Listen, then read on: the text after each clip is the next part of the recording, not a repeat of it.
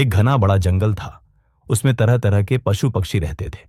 सभी मिलजुल कर शांति और खुशी से जीवन बिताते थे। जंगल का राजा सिंह सभी प्राणियों की रक्षा करता और सबका ध्यान रखता था। एक दिन राजा सिंह बहुत बीमार हो गया और अपनी गुफा में ही रहने लगा। इसी दौरान जंगल में एक भयानक बाघ आ गया। वह इतना खतरनाक था कि रोज किसी न किसी जानवर को मारकर खा जाता। उसका आतंक दिन प्रतिदिन बढ़ता जा रहा था। यह देखकर सभी जानवर बहुत डर गए।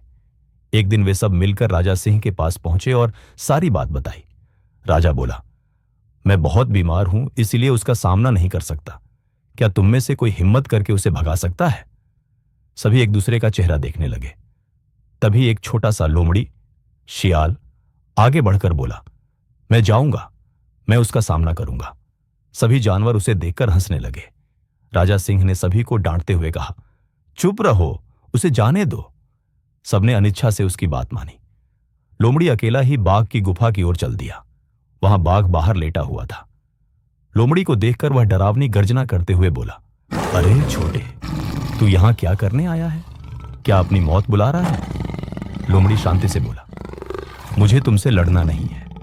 मैं तुम्हें एक बहुत जरूरी बात बताने आया हूं। इस जंगल में तुमसे भी बड़ा और ज्यादा खतरनाक बाघ आ गया है। बाघ चौंक गया, मेरे से भी बड़ा? कहां है वह? मुझे दिखाओ। लोमड़ी बोला, मेरे पीछे आओ, मैं दिखाता हूं। लोमड़ी उसे जंगल के एक गहरे कुएं के पास ले गया। उसने कहा, यही है वह बाघ, इस कुएं में झांक कर देखो। बाघ ने कुएं में झांका। उसे पानी में अपनी ही परछाई दिखाई दी, पर उसे लगा कि यह दूसरा कोई बड़ा बाघ है। वह गरजा और पानी की परछाई भी गरजती दिखाई दी। क्रोध में भरकर बाघ बोला, मुझे डराएगा? अभी बताता हूं। और गुस्से में छलांग मारकर कुएं में कूद गया। कुएं में पानी तो था, लेकिन बाहर निकलने का कोई रास्ता नहीं था। बाघ वहीं फंसकर रह गया। लोमड़ी मुस्कुराते हुए वापस राजा सिंह के पास पहुंचा। सभी जानवर खुशी से उछल पड़े। राजा सिंह ने कहा, लोमड़ी, तुम छोटे हो, लेकिन तुम बुद्धिमानी में सबसे बड़े हो। आज तुमने पूरे जंगल को बचा लिया। सभी जानवरों ने लोमड़ी को सम्मान दिया और जंगल में फिर से शांति और खुशी लौट आई।